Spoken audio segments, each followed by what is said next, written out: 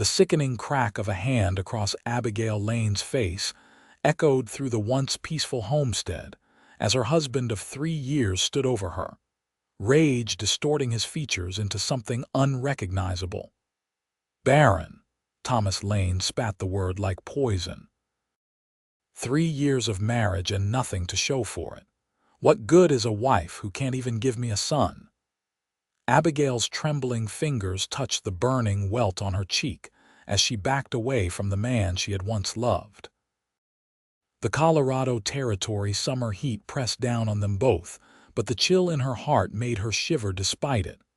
"I've tried, Thomas," she whispered, tears flowing freely down her face. "The doctor said—" "I don't care what that quack said." Thomas grabbed his hat from the peg by the door. "My mother had 8 children. My sister already has 3. The problem is you, Abigail. It's always been you." She watched as he packed a small bag, his movements jerky with anger. La Veta was still a small settlement in 1873, barely more than a cluster of buildings nestled in the shadow of the Spanish Peaks. Everyone would know by sundown that Thomas Lane was leaving his barren wife. "What will I do?" Abigail asked, her voice barely audible. Thomas paused at the door, not bothering to look back. "I'll be filing for divorce when I reach Denver. The house and land are mine. You have 1 week to clear out." With those final words, he slammed the door, leaving Abigail alone in the suddenly vast cabin they had built together. At 25 years old, she was about to become something worse than a widow in frontier society, a rejected wife.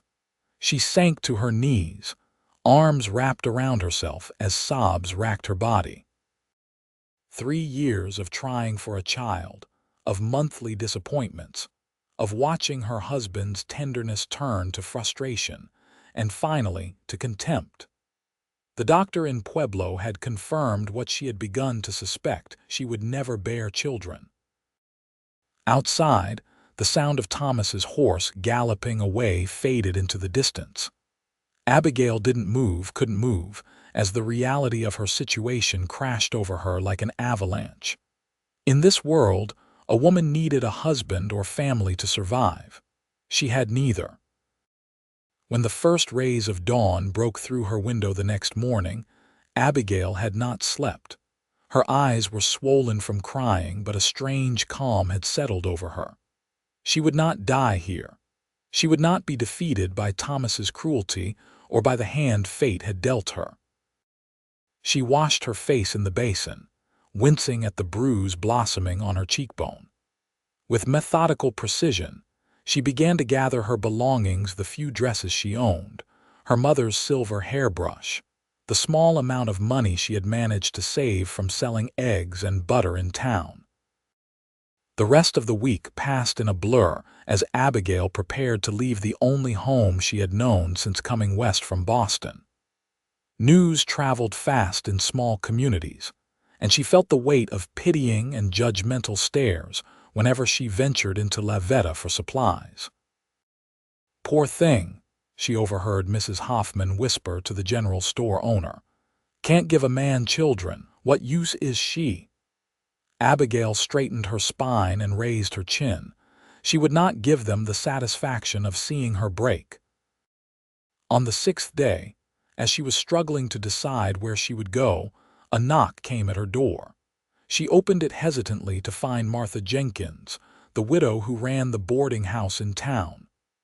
"Mrs. Lane," Martha said, her kind eyes taking in Abigail's situation at a glance.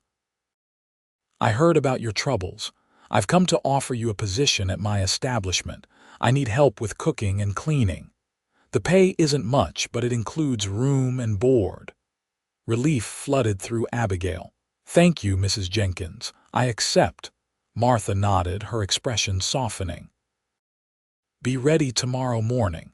My son will come with the wagon to collect you and your things." The next day, Abigail took one last look at the homestead she had poured her heart into.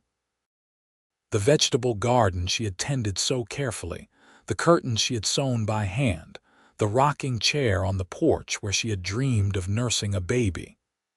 None of it belonged to her anymore. Martha's son arrived promptly, helping her load her meager possessions onto the wagon.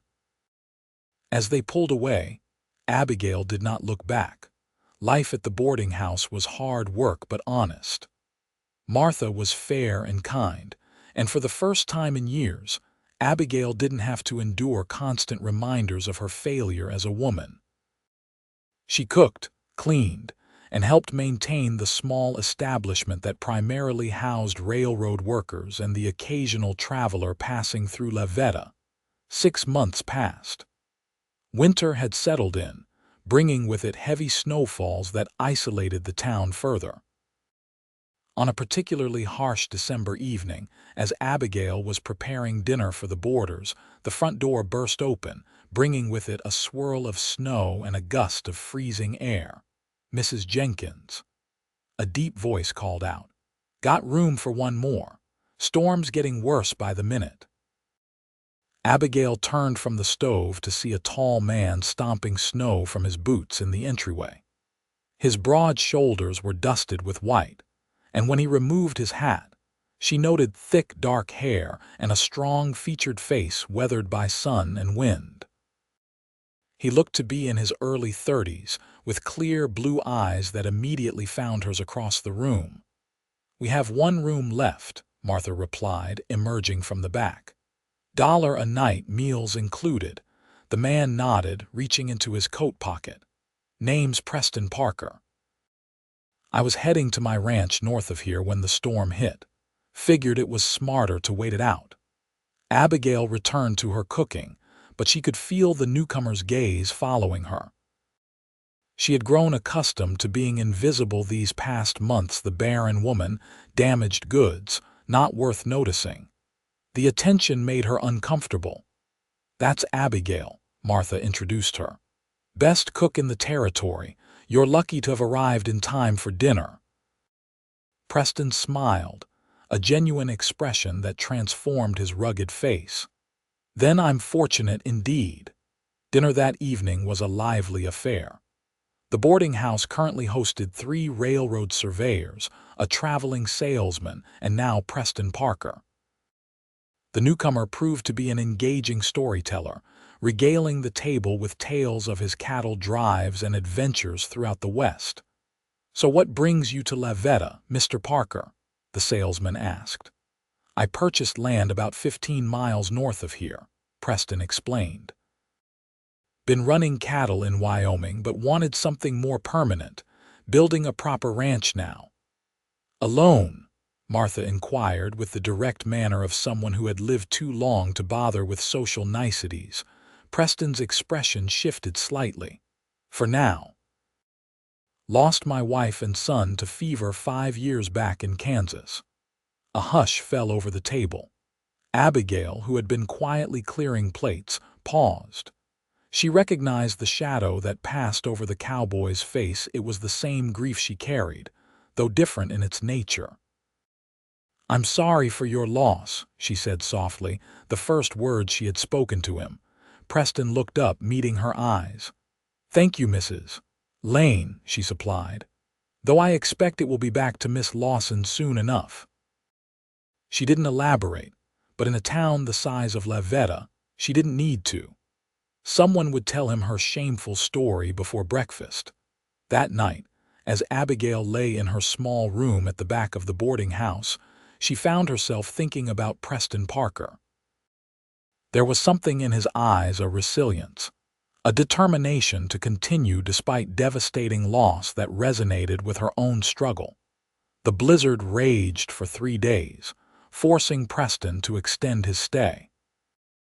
During that time, Abigail noticed how he would linger in the kitchen after meals, offering to help with dishes or simply making conversation. Unlike most men she'd encountered, he seemed genuinely interested in her thoughts and experiences. "You're not originally from here," he observed on the second evening as she kneaded bread dough for the next day's breakfast. "Boston," she confirmed, pushing a strand of auburn hair back from her forehead with her wrist. I came west with Thomas, my husband, after we married. He had dreams of building something out here. Preston nodded, leaning against the doorframe. And now, Abigail's hands stilled in the dough. Now I work for Mrs. Jenkins.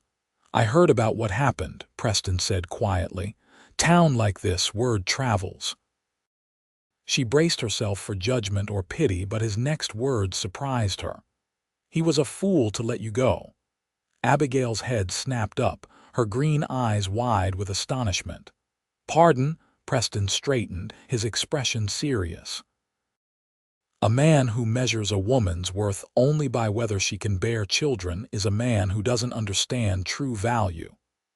Before she could respond, he tipped his hat and left her standing in the kitchen, flour-covered hands suspended in midair and heart beating erratically. On the morning of the fourth day, the storm finally cleared. Preston prepared to leave, settling his bill with Martha and gathering his few belongings. "Thank you for your hospitality," he said to Martha, then turned to Abigail, who stood nearby. "And for the finest meals I've had in years." Abigail felt a blush creep up her neck. "Safe travels, Mr. Parker." He hesitated, as if wanting to say more, then simply nodded and departed. Abigail watched through the window as he mounted his horse and rode away, trying to ignore the strange hollowness that settled in her chest.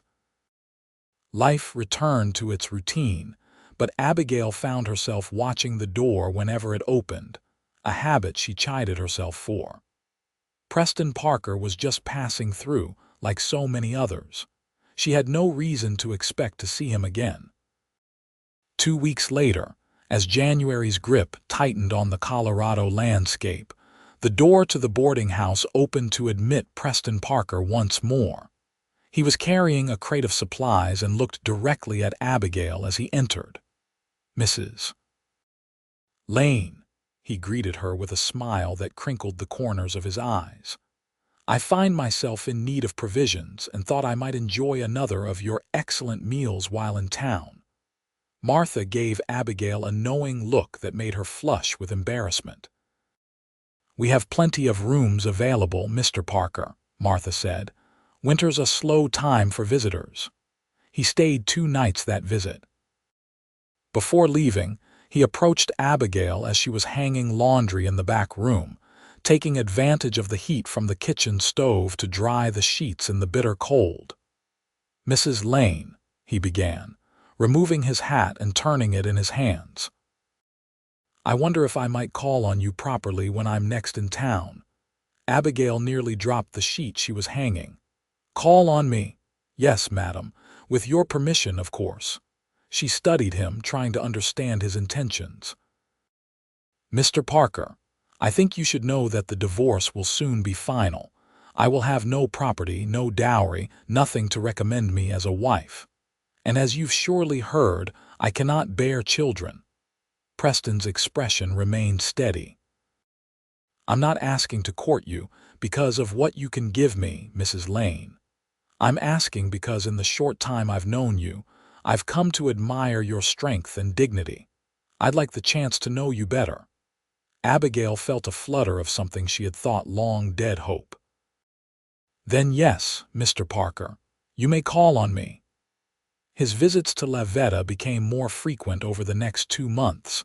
February brought milder weather, making travel easier. Each time Preston came to town, he would bring Abigail small gifts, a book of poetry, a jar of honey, once even a length of pretty blue fabric that matched her eyes. They would walk through town together, causing whispers and raised eyebrows. Abigail knew what people were saying. Why would a man like Preston Parker, who owned his own ranch and could have his pick of young, fertile women, court a barren divorcee? "Does it bother you?" she asked him one afternoon as they walked along the partially frozen creek that ran behind the town. "What people say about us." Preston offered his arm to help her over a patch of ice. "People will always talk, Abigail. It's what they do when their own lives aren't interesting enough." She smiled at that, appreciating his perspective.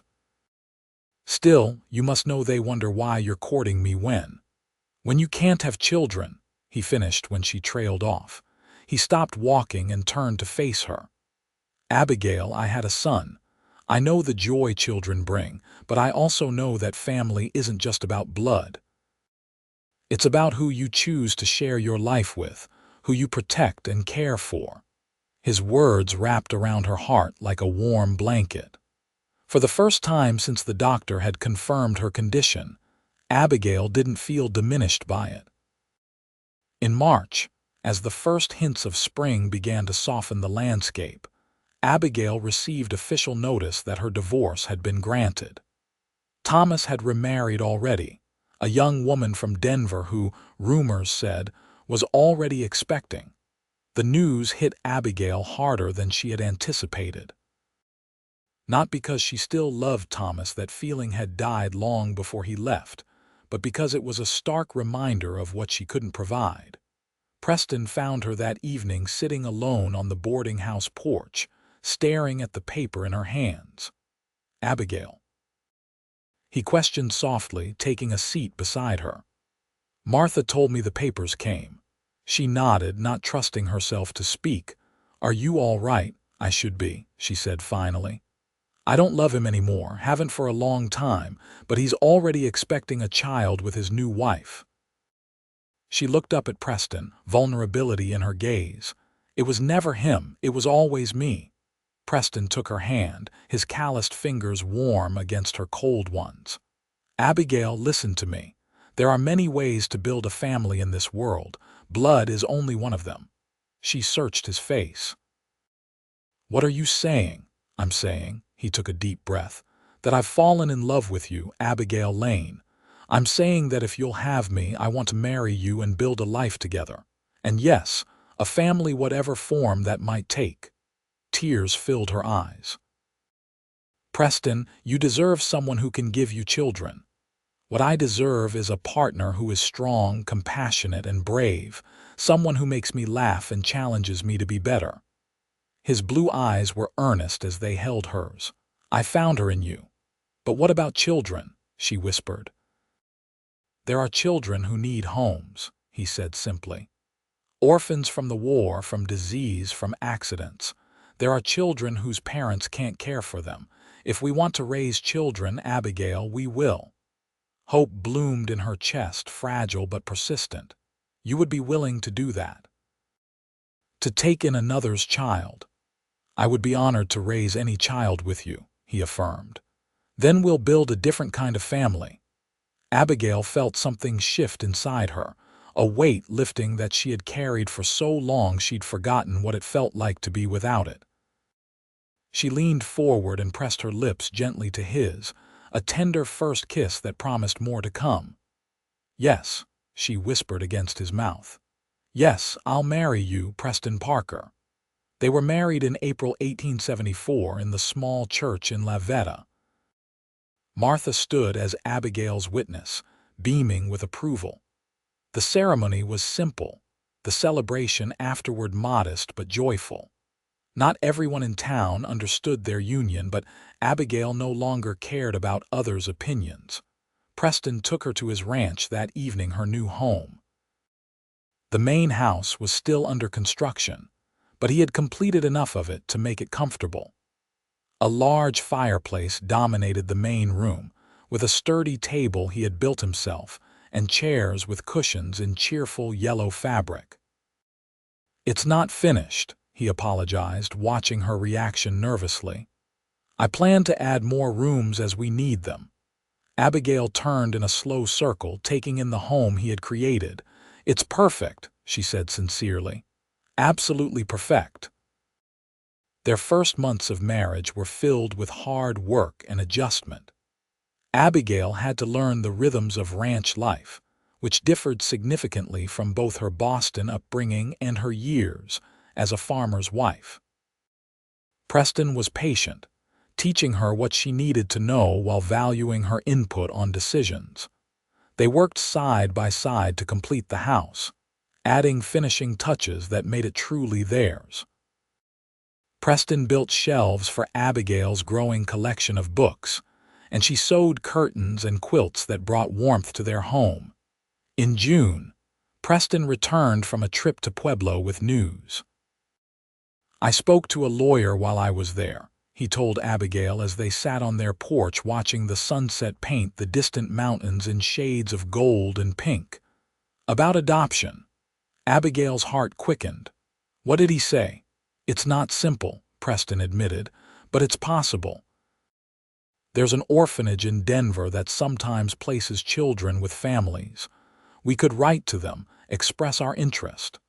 She took his hand, squeezing it tight. "Let's do it." They sent the letter the next day, explaining their situation and their desire to provide a home for a child in need. Weeks passed with no response, and Abigail tried not to let disappointment overwhelm her. She kept busy with the ranch, learning to ride better, helping with the cattle, and establishing a large vegetable garden. In late July, Preston returned from collecting their mail in La Veta with a letter bearing the orphanage seal. They sat together at their table as he read it aloud. "They say they have several children in need of homes," he said, scanning the letter. "They invite us to come to Denver to meet with the director and discuss possibilities." Abigail could barely contain her excitement. "When can we go?"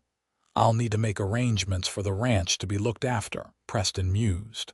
"Perhaps in 2 weeks. Would that suit you?" She nodded eagerly, already mentally planning what they would need for the journey. The trip to Denver took 3 days by wagon. Abigail was a bundle of nerves as they approached the city, larger than any she had seen since leaving Boston. Preston secured them a room at a modest hotel, and the next morning they presented themselves at the Denver Children's Home. The director, Mrs. Alina Whitman, was a stern-looking woman with gray-streaked hair pulled into a tight bun. She reviewed their letter and asked them numerous questions about their home, financial situation, and motivations for adopting. "You understand," she said, fixing them with a penetrating stare, "that I must be certain any child placed in your care will be properly provided for. Many of these children have already suffered great hardship." "We understand completely," Preston assured her. "We have a stable home and means to support a child. Most importantly, we have love to give." Mrs. Whitman's expression softened slightly. "Very well. Would you like to meet some of the children?" They followed her through the building to a large room where about 20 children of varying ages were engaged in different activities.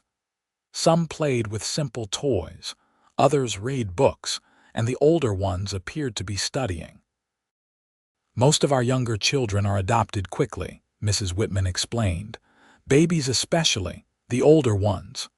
She trailed off, but her meaning was clear. Older children were harder to place. Abigail's attention was drawn to a corner of the room where a boy of about 8 sat alone, intently focused on a piece of paper where he was drawing. There was something in his solitude that called to her. "What about him?" she asked, nodding toward the boy. Mrs. Whitman followed her gaze. "That's Michael. He's been with us for nearly 2 years. His parents died in a fire.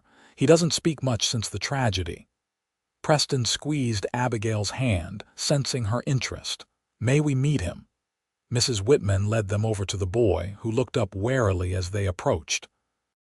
He had sandy brown hair that fell across his forehead and serious hazel eyes that seemed too old for his young face. "Michael," Mrs. Whitman said gently, "these people would like to meet you. This is Mr. and Mrs. Parker." Michael nodded politely but didn't speak. Abigail knelt down to be at his eye level. "Hello, Michael. That's a wonderful drawing. May I see it?" After a moment's hesitation, Michael turned his paper so she could view it. It was a surprisingly skilled sketch of a horse. "You're very talented," she said sincerely. "Do you like horses?" A small nod. "My husband has horses on our ranch," she continued. "They're beautiful animals." Michael's eyes flickered with interest, darting up to Preston, who had crouched down beside Abigail. "We have 5 horses right now," Preston told him. One's a new foal just born this spring. She's learning to run alongside her mother. For the first time, a hint of a smile touched Michael's lips.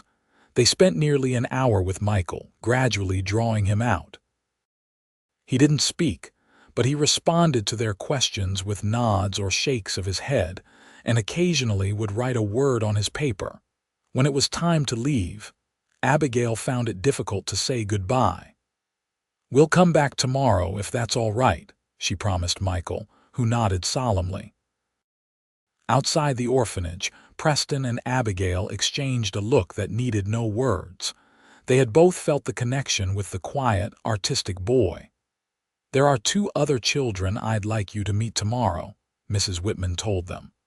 "A brother and sister, ages 5 and 3. Their mother died in childbirth with the youngest, and their father recently succumbed to consumption." Abigail's heart ached for the children, but she couldn't deny that Michael had already claimed a piece of it. "We'll be happy to meet them," she said politely. That night in their hotel room, she and Preston discussed their impressions. "I felt drawn to Michael immediately," Abigail admitted. "There's something in his eyes, a depth, a wisdom beyond his years." Preston nodded. "I felt it too, and the way he lit up when we mentioned the horses."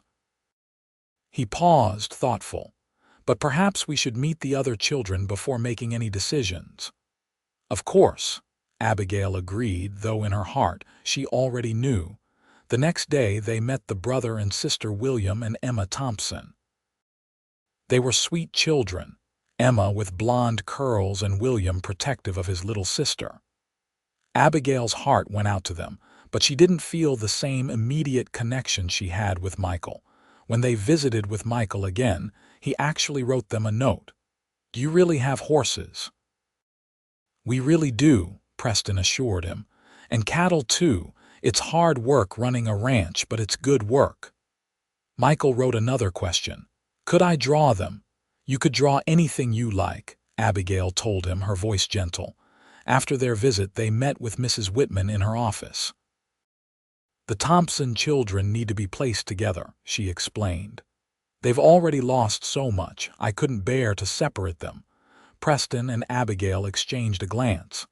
"We understand," Preston said, "and while they're wonderful children, we've felt a special connection with Michael."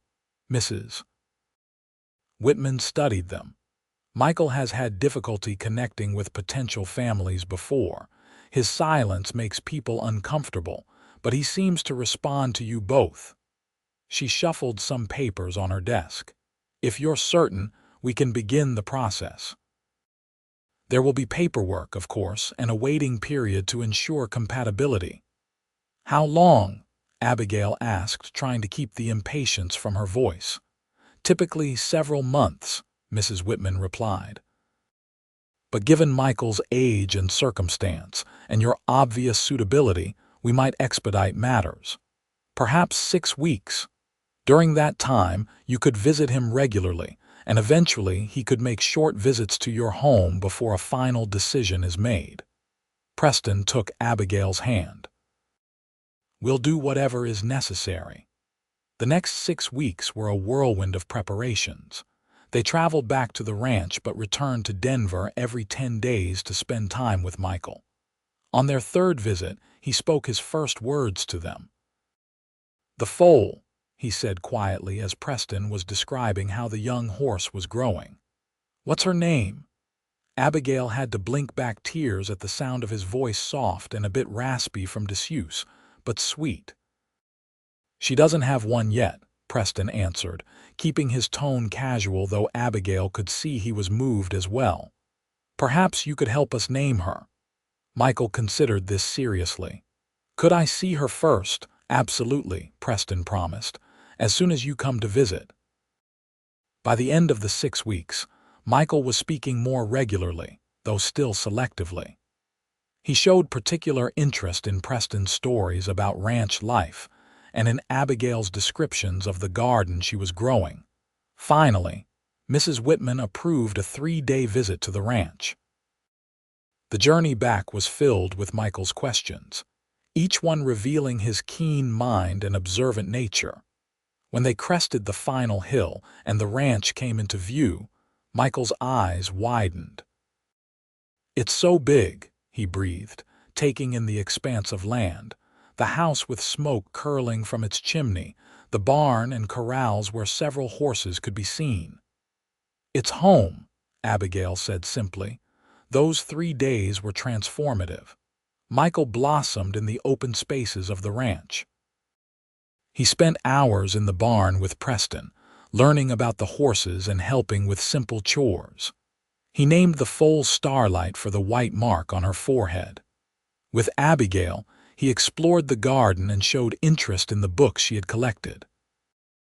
On the second evening, as they sat on the porch watching the sunset, Michael asked the question they had been waiting for. "Could I stay here?" "With you?" Abigail exchanged a glance with Preston before answering. "We would like that very much, Michael. In fact, if you want, we would like to adopt you to make you our son legally." Michael was quiet for a long moment. "What would I call you?" "Whatever feels right to you," Preston said. "You had parents who loved you and we would never want to replace them." "You could call us Preston and Abigail, or—" "Could I call you Pa?" Michael asked, looking at Preston with those serious eyes. Then he turned to Abigail. "And maybe, Mom, I called my mother Mama so it would be different." Abigail felt tears well in her eyes. "I would be honored if you called me Mom." Michael nodded, satisfied. "When can I come home for good?" "Soon," Preston promised. "We need to finish some paperwork, but very soon." True to his word, within a month Michael came to live with them permanently. The adoption was finalized 2 months later, making him legally Michael Parker. The adjustment wasn't always smooth. Michael had nightmares about the fire that took his parents, and occasionally he would retreat into silence when overwhelmed. But gradually, he settled into life at the ranch, his artistic talents flourishing under Abigail's encouragement. One evening in late November, as the 3 of them sat by the fire after dinner, Michael working on a drawing while Preston read aloud from a book of adventures, Abigail was struck by a profound sense of rightness. This was her family, not formed in the traditional way, but no less real, no less precious. As if sensing her thoughts, Preston looked up from the book and caught her eye, his expression full of love and contentment. She smiled back, her heart full. Winter settled over the ranch, bringing with it cozy evenings by the fire and the challenges of caring for livestock in the cold. Michael thrived despite the harsh weather, helping Preston with chores and developing a special bond with Starlight, who seemed to recognize him as her particular human. Christmas that year was simple but joyous. They decorated the house with evergreen boughs and pine cones, and Abigail baked special treats from recipes passed down from her mother. Preston carved a set of wooden animals for Michael, who received them with wide-eyed delight. "This is the best Christmas ever," Michael declared as they sat around the fire that night. Abigail and Preston exchanged smiles over his head. "It certainly is," Preston agreed. In the spring of 1875, their family expanded again in an unexpected way. Preston returned from a trip to La Veta with news. "The stagecoach brought a woman with a baby," he told Abigail as Michael listened curiously. "She was headed to San Francisco, but the baby took sick. Doc Williams says it's nothing serious, but they need to stay until the little one recovers." "They're welcome to stay at the boarding house," Abigail said, puzzled as to why Preston seemed troubled. "That's just it," he continued. "She doesn't have money for lodging. She was counting on reaching her sister in California by now. Martha's put them up for the night, but—" He hesitated, glancing at Michael, who was pretending not to listen while drawing at the table. "What is it, Preston?" Abigail pressed. "The woman, her name is Sarah. She's desperate. Her husband died. She has no means to support herself or the baby." She was hoping her sister could help, but now she's stuck here with a sick infant and no resources. Understanding dawned on Abigail. "You want to help them?" Preston nodded. "I told Martha we'd ride in tomorrow to see what we can do." The next day they made the journey to La Veta, Michael riding his own pony alongside them. At the boarding house, they found a young woman with dark circles under her eyes cradling a fussing infant. "Sarah," Martha introduced them. "These are the Parkers Preston, Abigail, and Michael. They have a ranch outside town." Sarah looked up, her expression a mixture of exhaustion and wariness.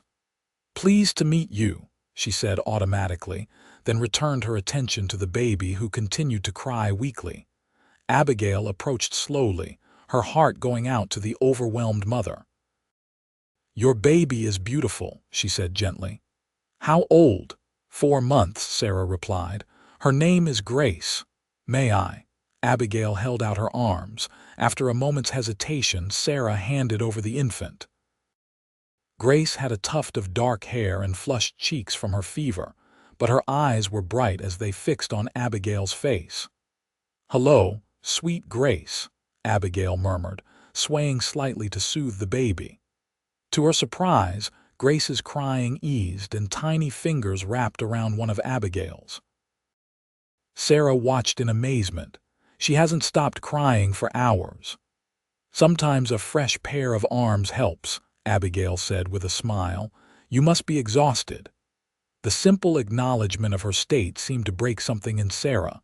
Her shoulders slumped and tears filled her eyes. "I don't know what I'm going to do," she confessed. "I can't afford to stay here, but Grace can't travel. I have nothing left." Preston stepped forward. "We have a proposition for you if you're willing to hear it." Sarah looked up, suspicious. "What kind of proposition?" "We have room at our ranch," he explained. "You and Grace could stay with us until she's well enough to travel. No charge, just a safe place to recover." The young mother's suspicion didn't fade. "And what would you expect in return?" "Nothing," Abigail assured her. "We have space, and it seems you need it. That's all." Sarah studied them, taking in Michael, who stood quietly beside Preston, then looking back at Grace, who had settled contentedly in Abigail's arms. "Why would you do this for strangers?" Preston's answer was simple. "Because someone once helped Abigail when she needed it most. We believe in passing kindness forward." After further discussion and reassurance from Martha that the Parkers were good people, Sarah tentatively agreed. That afternoon, they returned to the ranch with 2 additional passengers in their wagon. Sarah and Grace settled into the guest room Abigail had prepared. The baby's condition improved rapidly under the combined care of her mother and Abigail, who found immense joy in holding and tending to the infant. "You're a natural with her," Sarah commented one afternoon as she watched Abigail rock Grace to sleep. Abigail smiled softly. "I always wanted children." She didn't elaborate, but something in her tone must have conveyed her history. Sarah was quiet for a moment. "My husband died before Grace was born," she said eventually. "I thought my sister would help us, but her last letter sounded reluctant. I'm not sure what kind of welcome awaits us in San Francisco." "You don't have to rush," Abigail assured her. "Stay until you're certain of your path." Days turned into weeks and weeks into a month. Sarah began helping around the ranch, proving herself capable and hardworking. Grace thrived, her baby giggles bringing joy to the entire household. Michael, initially wary of the newcomers, gradually warmed to them, especially to Grace, who seemed fascinated by the boy. One evening, as Sarah was helping Abigail with dinner preparations, she broached a subject that had clearly been on her mind.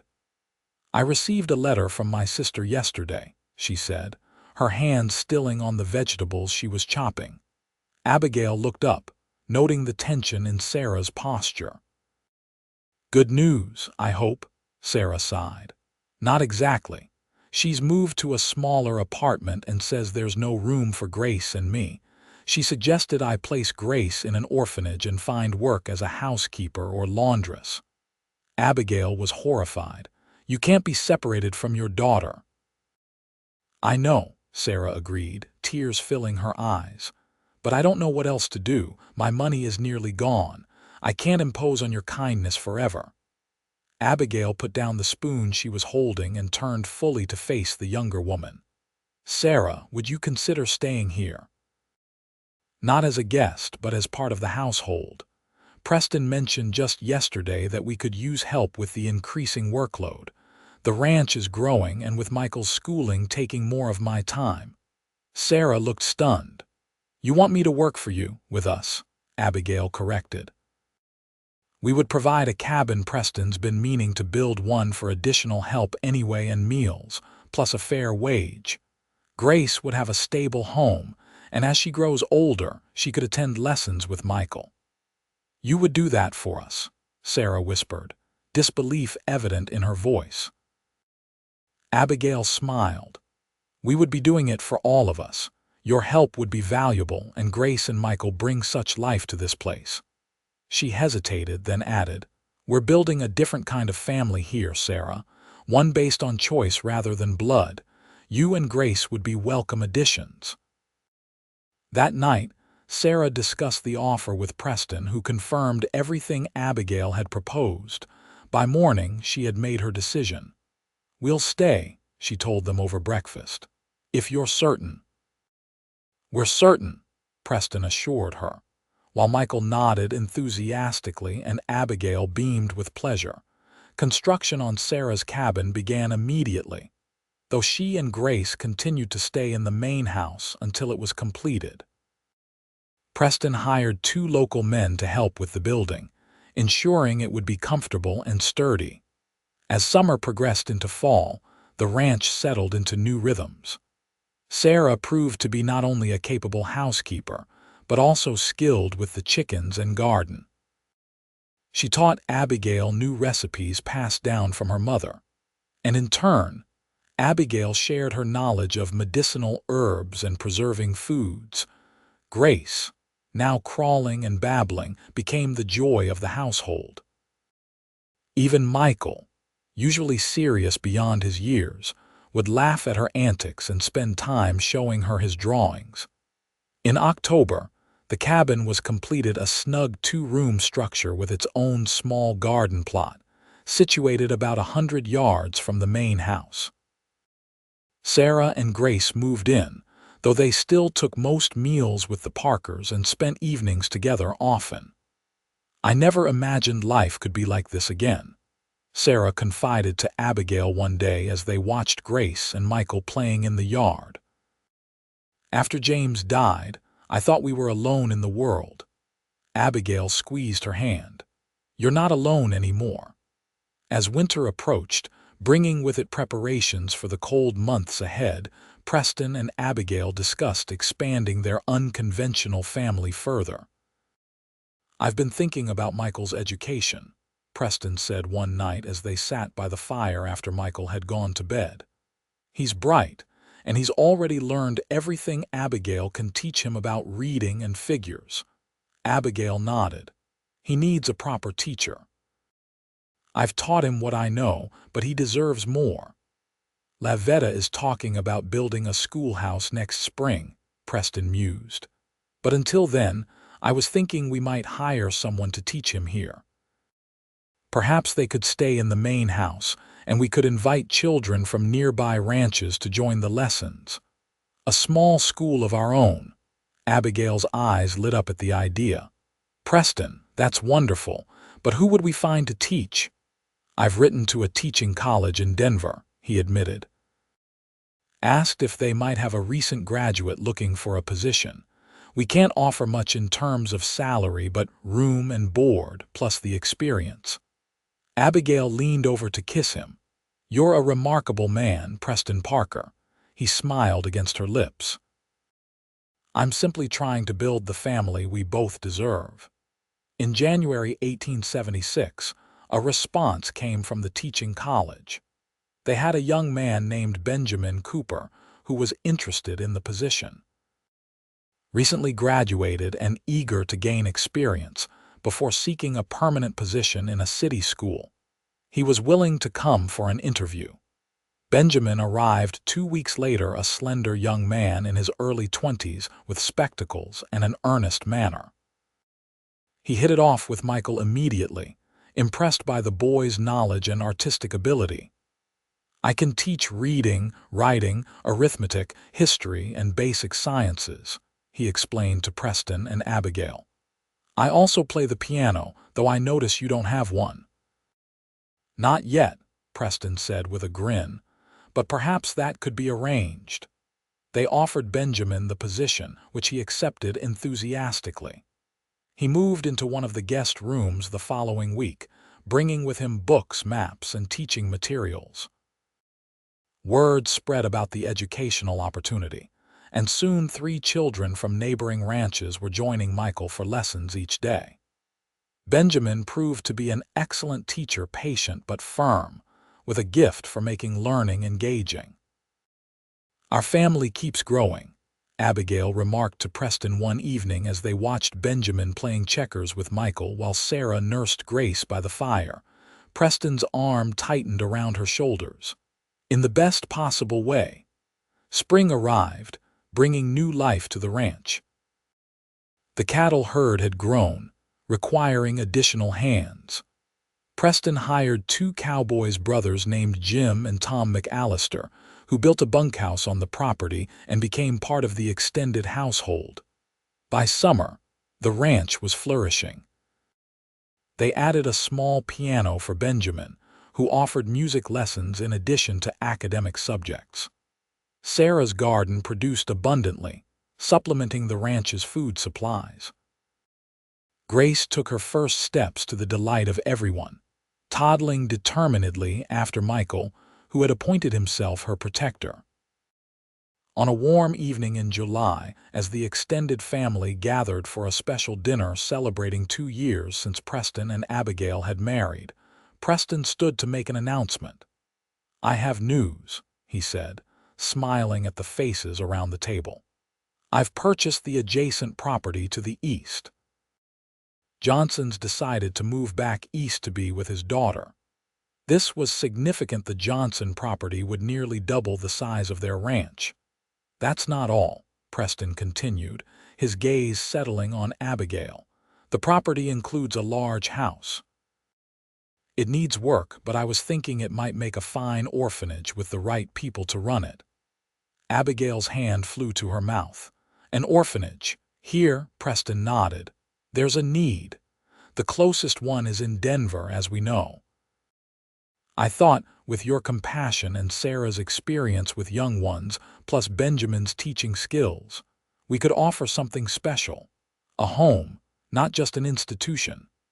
Tears filled Abigail's eyes as she looked around the table. Sarah was nodding enthusiastically. Benjamin looked thoughtful but intrigued, and Michael was beaming. "Children should have families," the boy said with the wisdom of someone who understood loss and recovery, "even if they're different kinds of families." That night, after the others had retired, Abigail and Preston sat on their porch, looking at the stars. "Are you sure about this?" she asked. "An orphanage is a massive undertaking." Preston took her hand. "I've never been more certain of anything. When I met you, Abigail, I saw a woman who had been told her worth was measured by her ability to bear children. I knew that was wrong, that your capacity for love and nurturing went far beyond biology. And now we might have the chance to provide a home for children who need one," she murmured, resting her head on his shoulder. "Exactly." He turned to face her fully. "Abigail, when I said we would build a different kind of family, I never imagined how rich and beautiful it would become. We have Michael, and Sarah and Grace have become dear to us. Benjamin brings knowledge and culture. The McAllister brothers add their strength and stories. Each person contributes something unique, making us stronger as a whole." Abigail's heart swelled with love for this man who had seen her true worth when others had discarded her. "I never thought I could be this happy," she confessed. "After Thomas left, I believed that part of my life, the family part, was over. Instead, it was just beginning," Preston said, drawing her close. "And there's room in our hearts for more." The transformation of the Johnson property into the Parker home for children took nearly a year. The main house was renovated, with bedrooms upstairs for the children and living spaces below. A schoolroom was added, and the barn was converted into a workshop where older children could learn practical skills. Sarah agreed to help run the home, moving with Grace into a suite of rooms in the main building.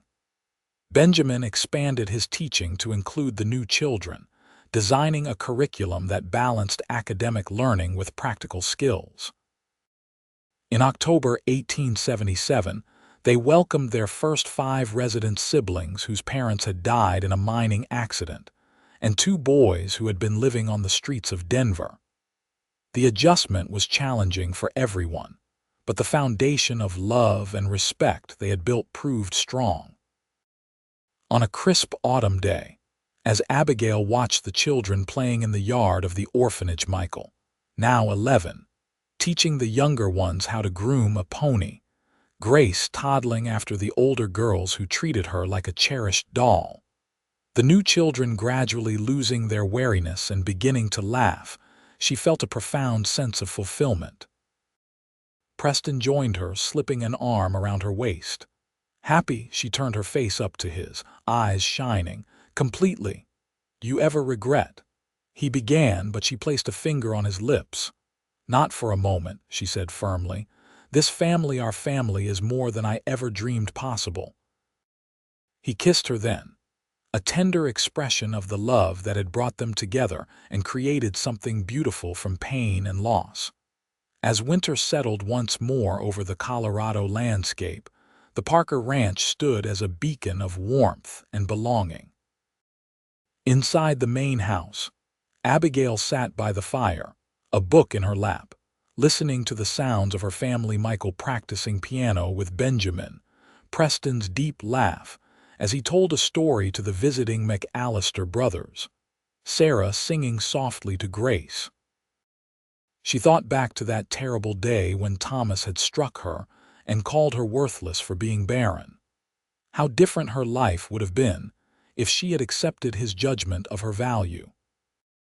Instead, she had found the courage to start anew, and in doing so had discovered that family could take many forms.